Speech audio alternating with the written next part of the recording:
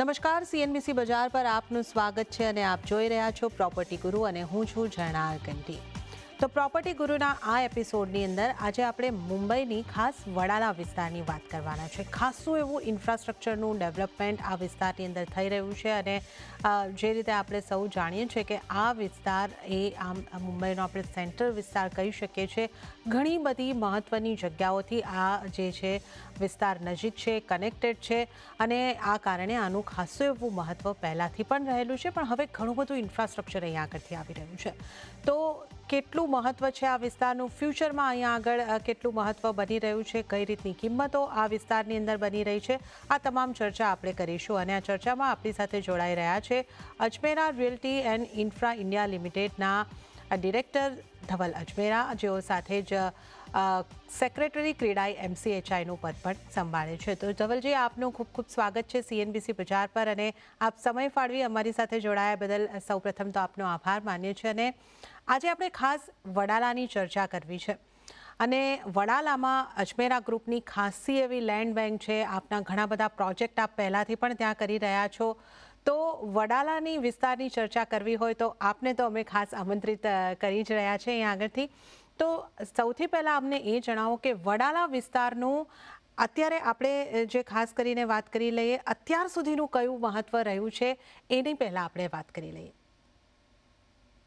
Thank you Janna for inviting me for આપણે આજે એક સેક્ટર સ્પેસિફિક કે એરિયા સ્પેસિફિકની જે વાત કરીએ છીએ એની માટે thank you very much. I think બહુ ઇમ્પોર્ટન્ટ વસ્તુ છે. મુંબઈ શહેર આવડું મોટું છે અને એને એ જે બધા સબબ્સ અલગ અલગ છે, જેમ કે અંધેરી, પાર્લા, સાઉથ બોમ્બે, જુહુ, વર્લી, પ્રભાદેવી, અને એ બધા સેક્ટર અગર આપણે હિસ્ટ્રી જોઈએ બોમ્બેની, તો જ્યારે મુંબઈ આજથી 50 વર્ષ 60 વર્ષ પહેલા ડેવલપ થયું ત્યારે પ્રાઇમરીલી ડેવલપ થતું હતું. હું એમ કહીશ કે એ પ્રાઇમરીલી સાઉથ બોમ્બેથી ચાલુ થયું અને ધીરે ધીરે ધીરે સબર્બ્સમાં, વેસ્ટર્ન અને ઈસ્ટર્ન સબર્બ્સમાં એનું ડેવલપમેન્ટ ધીરે ધીરે આપણને જોવા મળ્યું. તો આપ જોશો કે બોરીવલી, કાંદીવલી એ બધા સેક્ટર્સ છે. આ સાઈડ મુલુંડ છે, ઈસ્ટર્ન સાઈડમાં અગર આપ જો તો મુલુંડ છે, ઘાટકોપર છે. આ બધા છેલ્લા 50 60 70 વર્ષની અંદર ધીરે ધીરે ધીરે ડેવલપ થતા ગયા અને એનું ઇમ્પોર્ટન્સ અને મહત્વ આગળ આગળ આવતું ગયું.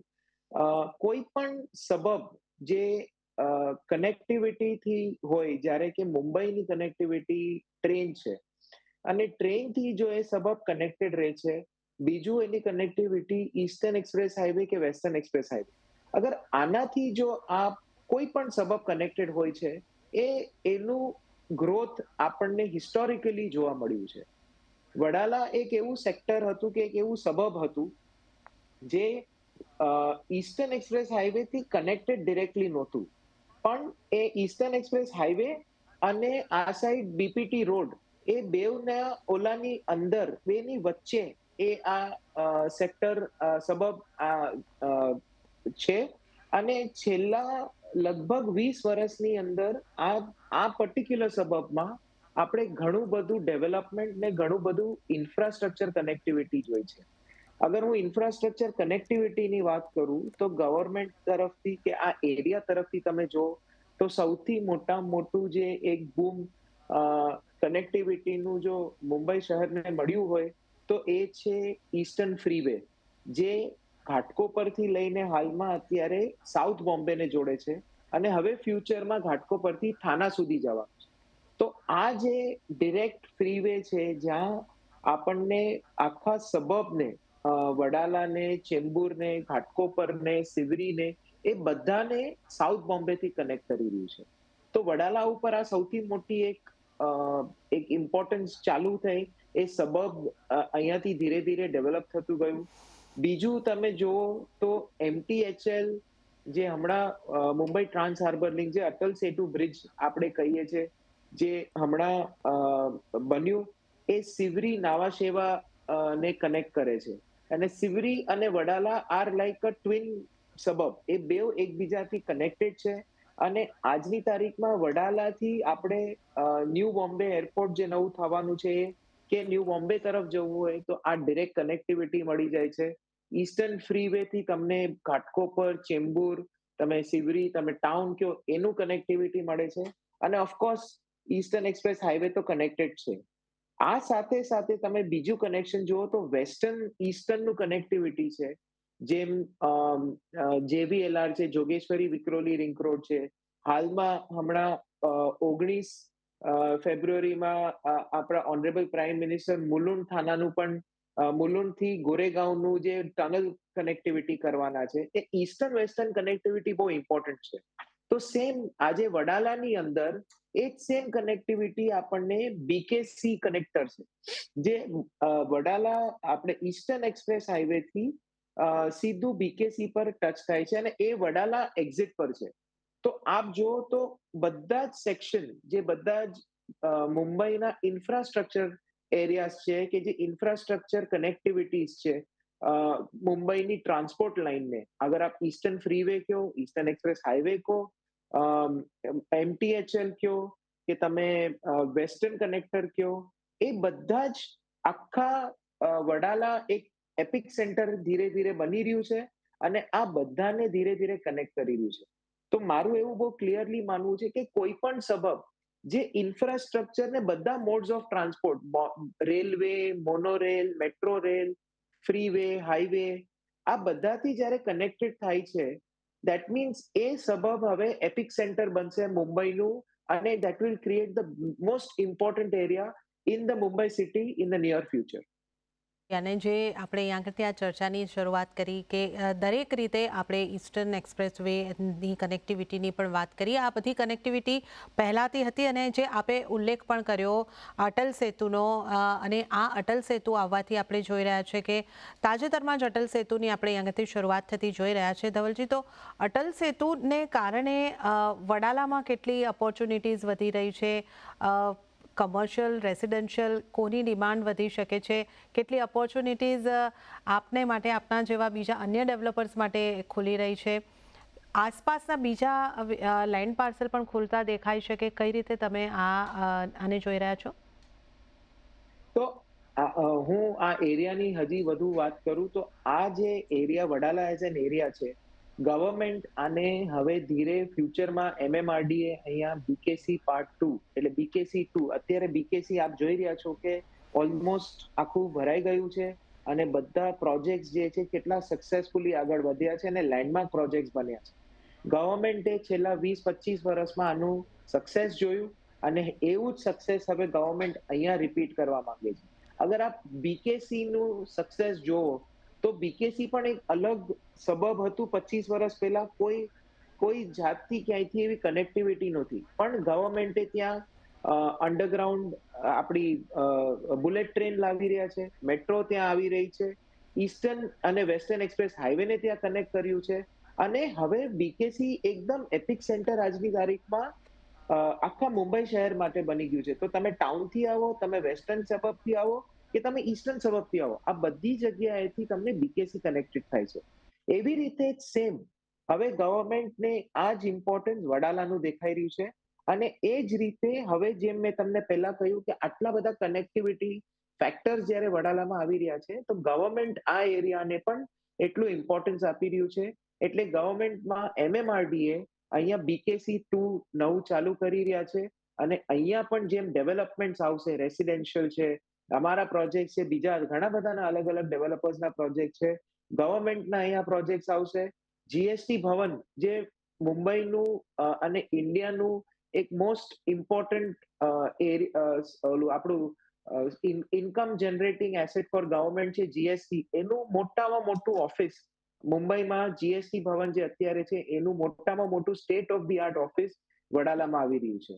બીજું BKC 2 ના આખા commercial plots, residential plots, hotels, residential, આ પણ અત્યારે MMRDA અહીંયા પ્લાન કરવાનું છે. તો આ ઓવરઓલ તમે જ્યારે જોવો, જ્યારે કનેક્ટિવિટી ફેક્ટર ઇન થઈ ગઈ છે, મેટ્રો લાઇન્સ અહીંયા 2 આવી રહી છે, મોનોરેલ અત્યારે ઓલરેડી ઇમ્પ્લિમેન્ટેડ છે, ઈસ્ટર્ન ફ્રીવે, એક્સપ્રેસવે અને વેસ્ટર્ન એક્સપ્રેસવે કનેક્ટેડ છે, અટલ સેતુ કનેક્ટેડ છે. તો ડેફિનેટલી એક કનેક્ટિવિટી પોઈન્ટ ઓફ વ્યૂથી આનાથી વધારે કોઈ સબબમાં આટલી બધી કનેક્ટિવિટી નહીં મળે. હેન્સ ગવર્મેન્ટ પણ અહીંયા આટલા બધા પ્રોજેક્ટ્સ અહીંયા લાવી રહ્યા છે જેનાથી આ એરિયાનું ઇમ્પોર્ટન્સ ઓર આગળ વધશે અને આ એક કમર્શિયલ હબ આગળ થતા જોઈ રહ્યા છે. તો આ કારણે અટલ સેતુના કારણે ખાલી પનવેલને કે નવી મુંબઈને બેનિફિટ નથી થવાનો, પણ આ એરિયા વડાલા છે, સિબરી છે, ચેમ્બુર છે અને બીકેસી છે, આ એરિયાને પણ એટલો જ ઇમ્પોર્ટન્સ મળશે, કેમ કે અહીંયાથી જ્યારે ફાઇનાન્શિયલ કેપિટલ મુંબઈમાં છે, તો આપણી બધી બેંક્સ, આપણા બધા ફંડ્સ, આપણા બધા ફાઇનાન્શિયલ સેન્ટર્સ એ બધા આ એરિયામાં રહેશે. કદાચ લોકો નવી મુંબઈ પનવેલ સાઈડ રહેશે અને મિડ સેગમેન્ટ અને એ બધા લોકો અહીંયા મેનેજર લેવલના લોકો અહીંયા રહેશે, વડાલા છે, ચેમ્બુર છે. એટલે ઓવરઓલ તમને સ્પ્રેડ કનેક્ટિવિટી બહુ સારી દેખાય છે અને લોકોનું પણ અહીંયા ઘર લેવાનું, બીકોઝ વોક ટુ વર્ક કયો કે ડિસ્ટન્સ ફ્રોમ ધ વર્ક કયો બહુ નજીક થઈ જશે. તો efficiency of people will also increase, because એ લોકોને ટ્રાફિકમાં ટાઈમ નથી બગાડવાનો. ઘરેથી ઓફિસ 10 થી 15 મિનિટની અંદર તમે પહોંચી શકો. તો આ એરિયામાં ઘણી બધી રેસિડેન્શિયલ કમર્શિયલનું ઇમ્પોર્ટન્સ આગળ વધતા દેખાઈ રહ્યું છે. જી, તો આપણે અહીં આગળથી વડાલાની વાત કરી રહ્યા છે, તો વડાલા એ હવે આપણે જોઈ રહ્યા છે કે નેક્સ્ટ બીકેસી પછીનું એક કમર્શિયલ હબ પણ બનતું દેખાઈ શકે છે. ને જે રીતે આપણને ધવલજી અહીં આગળથી સમજાવ્યું છે કે પનવેલ અને નવી મુંબઈની સાથે સાથે આ વિસ્તારનું પણ મહત્વ વધી રહ્યું છે અને અહીંયા રેસિડન્સની પણ માંગ આપણને વધતી દેખાઈ શકે છે. સરકારના વિવિધ જે પ્રોજેક્ટ છે, સરકારનું જે અહીંયા આગળથી નવા જે જીએસટી ભવનની આગળથી ધવલજીએ વાત કરી, એવા ઘણા પ્રોજેક્ટ સરકારના પણ આવી રહ્યા છે અને કનેક્ટિવિટી ઇન્ફ્રા આ બધું અહીંયા આગળ તૈયાર છે. તો આ વિસ્તાર ખાસ જો તમારે ઘરની ખરીદારી કરવી હોય તો પણ ધ્યાને રાખવાનો રહેશે, રોકાણ કરવા હોય તો પણ ધ્યાને રાખવાનો રહેશે. માટે જ આપણે ખાસ આ વિસ્તારના વધતા મહત્વ અંગે અહીંયા આગળથી ચર્ચા કરી રહ્યા છે. તો ધવલજી, જે રીતે આપે જણાવ્યું કે અહીંયા આગળ રેસિડેન્સની ડિમાન્ડ પણ આવી શકે છે અને કમર્શિયલ હબ તો બનવા જઈ રહ્યું છે, તો કમર્શિયલ અને રેસિડેન્શિયલ બંનેને માટે અહીંયા આગળથી આપણે જોઈ રહ્યા છે કે ડિમાન્ડ વધતી દેખાઈ શકે છે.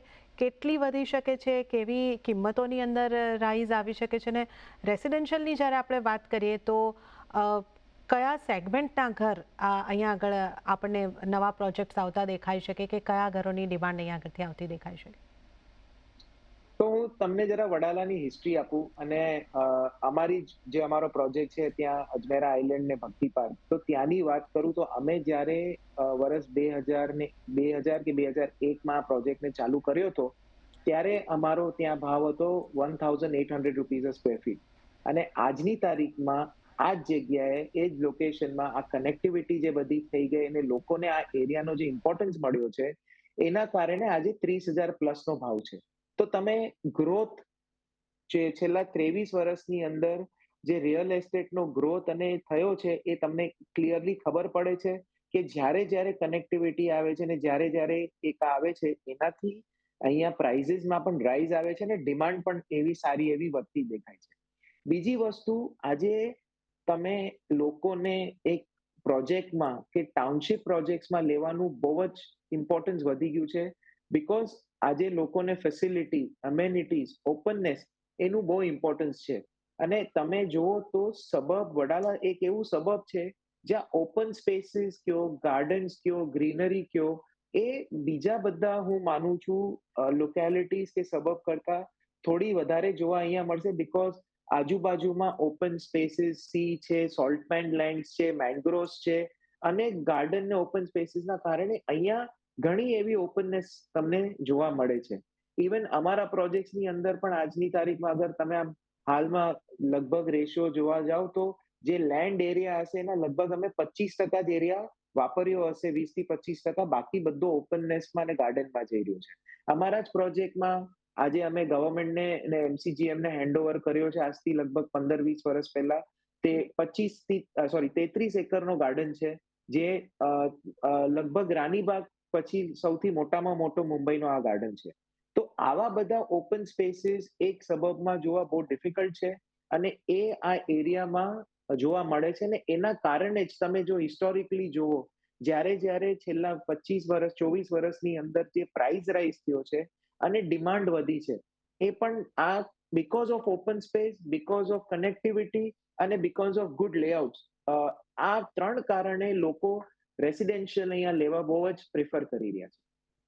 કે તો આ મુખ્ય કારણો છે કે લોકોએ પોતાના ઘરની પસંદગી વખતે આ વિસ્તારમાં કેમ ધ્યાન આપવું જોઈએ. તો અહીંયા ઓપનનેસ પણ મળે છે અને જે રીતે આપણે વાત કરી ઇન્ફ્રાસ્ટ્રક્ચર અને કનેક્ટિવિટી એ બંનેનો લાભ એક સાથે મળે છે. તો જો તમારે રહેણાંક લેવું હોય, રહેવા માટે ઘર લેવું હોય તો વડાલા આ એક ઉત્તમ ઓપ્શન ચોક્કસપણે બની શકે છે, જે તમારા કામની જગ્યાએથી પણ ખાસો નજીકનો વિસ્તાર પણ બનતો દેખાય છે. તો ધવલજી, આપણે વડાલાની જ્યારે વાત કરી રહ્યા હતા, ભક્તિ પાર્કનો આપણે ઉલ્લેખ કર્યો, એ તો હવે પોતાનામાં જ એક એડ્રેસ બની ગયું છે, એક લેન્ડમાર્ક આપણને બનતું દેખાઈ રહ્યું છે કે અને આની આપણે એક ખાસ મેં ઉલ્લેખ અહીંયા આગળથી કરી લીધો. આગળ એ પણ ચર્ચા કરવી હતી આપની પાસેથી કે બોમ્બે પોર્ટ ટ્રસ્ટની લેન્ડ પણ ને લઈને પણ આ વિસ્તારનું એક મહત્વ વધી રહ્યું છે. તો આની કઈ રીતની સ્થિતિ છે, આ અંગે આપનું શું કહેવું છે?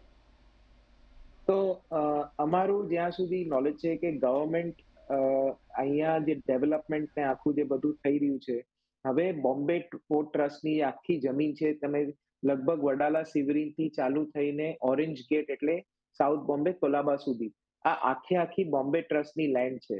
હવે પ્રાઇમરીલી તમે જુઓ તો પોર્ટની જે આ જગ્યા છે જ્યારે બોમ્બેનું હતું, અત્યારે હવે પ્રાઇમરીલી બધી આપણી પોર્ટની જગ્યાઓ જેએનપીટીમાં જઈ રહી છે. તો અહીંયા બહુ ઓછી કે લગભગ ના કે બરાબર અહીંયા ટ્રાન્સપોર્ટ આવી રહ્યું છે. તો આ આખી જગ્યાને ગવર્મેન્ટ એને આખું રીડેવલપ કરવાની કે આખું એને આખું ડેવલપમેન્ટ આ એરિયાનું કરવાના છે. તો અહીંયા જે અમને જાણવામાં આવ્યું છે કે અમારું એવું માનવું છે કે અહીંયા ગવર્મેન્ટ આખી એમનું એ પણ એક પોઝિટિવ છે કે આપણે મુંબઈને ઓપન સ્પેસ અને મુંબઈની ઓપનનેસ અહીંયા જાળવી રાખવી છે. એ કારણે અહીંયા જે અમને જેટલું નોલેજ છે કે જાણવામાં આવ્યું છે, ગવર્મેન્ટ એવું પ્લાન કરી રહી છે કે અહીંયા એરિયા આ આખું અગર ગવર્મેન્ટ ચાહે તો આખી લગભગ 200, 300, 500 હેક્ટર હશે, જે આખી લોકો ડેવલપ કરી શકે, પણ એ લોકો આખી ડેવલપ નથી કરવાના. એ ઘણી બધી જગ્યાએ કે લગભગ 60-70% જેટલી ઓપન સ્પેસીસ રાખવાના છે. જેનો મતલબ એવો છે કે અહીંયા કન્વેન્શન સેન્ટર્સ કદાચ આવશે તો આવશે, પણ ઓપન ગાર્ડન્સ કે જે લોકો અહીંયા તમે અબ્રોડ જાઓ કે તમે ન્યુયોર્ક જાઓ તો ત્યાં તમને સેન્ટ્રલ પાર્ક છે, તમે લંડન જાઓ તો હાઇડ પાર્ક છે, જે મોટો ગાર્ડન છે આખા લંડન શહેરનો કે લગભગ ઇંગ્લેન્ડ શહેરનો. તો એવી ટાઈપનો મોટા ગાર્ડન્સ આવશે, જેનાથી નેચર સાથે આપણે કનેક્ટેડ રહી શકીએ. લોકો આજે મુંબઈ શહેરમાં અગર જુઓ તો most populated city in the world છે in terms of square kilometre પર પોપ્યુલેશન પર સ્ક્વેર કિલોમીટર. તો આજે જ્યારે આવી ઓપનનેસ અહીંયા આવી જશે, જેનાથી લોકો અહીંયા ફરી શકશે, કેમ કે આજે મોસ્ટલી તમે બોમ્બે સબર્બ્સમાં જોવા જાઓ તો લોકો સિંગલ બિલ્ડિંગમાં રહે છે કે ટાઉનશિપ કે કોમ્પ્લેક્સીસમાં રહેતા હશે, પણ જેટલી ઓપન સ્પેસીસ જોવે કે ગાર્ડન જોવે કે એ બધું જોવે, એટલું બધું તમને એ લોકોના એરિયામાં લેન્ડ ઓછી હોવાના કારણે એટલું મળતું નથી. પણ જ્યારે અગર જો બોમ્બે પોર્ટ ટ્રસ્ટની આવી જગ્યાઓ અહીંયા ઓપનનેસીસમાં ડેવલપ થશે, જેનાથી આખો એરિયા અગર જો ગ્રીનરીથી કે કોઈ એક્ટિવિટીઝથી કે આવા નેચર રિલેટેડ એક્ટિવિટીઝથી ડેવલપ થશે, તો એનાથી એક આખો મુંબઈ શહેરનો તત્વ જ આખો બદલી જશે અને lot of open spaces will be coming for the Mumbai city. તો આ એક બહુ પોઝિટિવ ડેવલપમેન્ટ થવાનું છે કે ગવર્મેન્ટ એક પોતાની પૈસા કમાવાની એટલી અંગ નથી જોઈ રહી, જેટલું આ ડેવલપમેન્ટ જોઈ રહી છે. અને આવું ડેવલપમેન્ટ જ્યારે મોટા કોર્પોરેટ હાઉસીસ કે પ્રાઇવેટ હાઉસીસ એને ડેવલપમેન્ટ માટે લેશે, તો એક સિટીનું ગ્રોથ થવાનું છે આનાથી. તો બહુ જ મોટી પોઝિટિવ વાત છે આ. ધવલજી, ભવિષ્યની આપણે થોડી આગળથી વાત કરી રહ્યા છીએ, તો આવનારા 5 વર્ષ માટે આ વિસ્તારને તમે કઈ રીતનું ભવિષ્ય જોઈ રહ્યા છો? ઇન્વેસ્ટર હોય કે અહીંયા ઘર ખરીદવાવાળા જે છે, એમણે આ વિસ્તાર અંગે કેમ વિચારવું જોઈએ? કેટલું એપ્રિશિએશન એવો એક્સપેક્ટ કરી શકે છે અહીંયા આગળથી? તો મેં જનાબેન જેમ પહેલા કહ્યું કે અમારા જ પ્રોજેક્ટનું હું એક્ઝામ્પલ લઉં કે ભાઈ છેલ્લા 25 વર્ષની અંદર 1800 રૂપિયાથી લઈને 30,000 રૂપિયા સુધી થયું છે. અને એ થવાનું કારણ એના તમે ગ્રોથ જોઈ શકો છો. હવે આ બધું તો જ્યારે અપ્રિસિએશન થયું, જ્યારે આ બધું ઇન્ફ્રાસ્ટ્રક્ચર ધીરે ધીરે બનતું હતું કે આવવાનું હતું, હવે તો આ બધી રિયાલિટી થઈ ગઈ છે. જ્યારે મેં તમને જેમ અટલ સેતુ બ્રિજ છે, બીકેસી કનેક્ટર છે, ઈસ્ટર્ન એક્સપ્રેસ હાઈવે થી જે આ કનેક્ટેડ છે, પ્લસ ઈસ્ટર્ન ફ્રીવે છે, આ બધા તો થઈ ગયા. મેટ્રો લાઇન ને મોનોરેલ ચાલુ છે. મેટ્રો લાઇનનું કામ ચાલુ છે, જે છેલ્લા નેક્સ્ટ 2-3 વર્ષની અંદર ઓપરેશનલ થઈ જશે. તો આ બધી ઇન્ફ્રાસ્ટ્રક્ચર રિયાલિટી થઈ ગઈ છે. તો જ્યારે રિયાલિટી થઈ જાય છે, તો કોર્પોરેટ હાઉસીસ કે કોઈને કમર્શિયલ ઓફિસીસ કરવા હોય, એ લોકોનું ડિસિઝન મેકિંગ પાવર બહુ ફાસ્ટ થઈ જાય છે. તો મારું બહુ ક્લિયરલી માનવું છે કે commercial this will now become the next commercial hub four Mumbai. આપણે હિસ્ટોરિકલી જોયું તો કમર્શિયલ બોમ્બેની અંદર મલાડ એક એરિયા હતો, મલાડ વેસ્ટમાં, અંધેરી ઈસ્ટ એક એરિયા હતો ને છે. પછી તમે જોવા જાવ તો લોઅર પેરેલ એરિયામાં ઘણું એવું ડેવલપમેન્ટ થયું મિલ લેન્ડ્સમાં, અને બીકેસી. આવા 4-5 સેક્ટર્સ હતા જ્યાં સારું એવું કમર્શિયલ ડેવલપમેન્ટ થતું જોયું હતું આપણે. હવે મારું એવું માનવું છે કે આ બધી કનેક્ટિવિટીના કારણે અને ઇન્ફ્રાસ્ટ્રક્ચરના કારણે Wadala will become the next commercial hub four city of Mumbai. અને એના જ કારણે જ્યારે કમર્શિયલ ગ્રોથ થાય છે, તો રેસિડેન્શિયલ પણ સાથે સાથે ગ્રો થાય. અને મેં જેમ કહ્યું, હવેના મિલેનિયલ્સ છે કે લોકો છે, એ લોકોને ઓપન સ્પેસીસ, કનેક્ટિવિટી, આ બે બહુ ઇમ્પોર્ટન્ટ થઈ ગઈ છે. લોકોને ટ્રાવેલ કરવામાં એટલો ટાઈમ નથી બગાડવો જેટલો ફેમિલી સાથે અને કામ સાથે કરવો છે. તો જો અગર એ ઘરથી અને એમના ઓફિસથી વોક ટુ વર્ક હોય કે આજે કોઈ એના ઓફિસ 10-15 મિનિટ કે 20 મિનિટ દૂર હોય, ઘર એટલું જ હોય અને સ્કૂલ પણ આજુબાજુમાં હોય, તો એ એરિયાને એ લોકો બહુ જ ઇમ્પોર્ટન્સ આપી રહ્યા છે. અને એવા જ લોકેશન પર અપ્રિસિએશન પણ તમે બહુ સારું જોઈ રહ્યા છો. તમે કેટલા પણ એવા એક્ઝામ્પલ્સ હું તમને આપી શકું.